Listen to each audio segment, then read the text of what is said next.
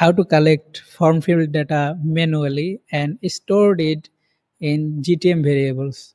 So this is a form, and if I want to collect the form field data of this country, so simply we need to inspect, and here we need to find the ID and copy the ID, and in console simply we need to write some code, that is var name field space equal to documents dot query selector document dot query selector, and then first bracket open, first bracket close, and inside that hash, and simply paste that ID, and the next line simply name field dot value.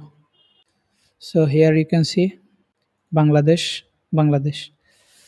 Now copy this code and navigate to your tag manager, click variables. Now here new custom JavaScript, and write function to first bracket space to second bracket, and in between this second bracket simply paste that code, and the second line of this code write return okay, and give a semicolon here. Now give these variables a name like country manual. Now save it. Okay, now it is time to check it is working perfectly or not. So preview and copy your form URL and paste, and then connect.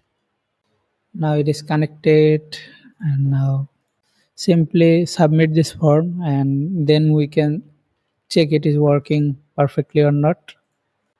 Okay, so now in variables, let's find our, you can see country manual Bangladesh, it is working. So this is how you can collect your form field information manually very easily. Thank you.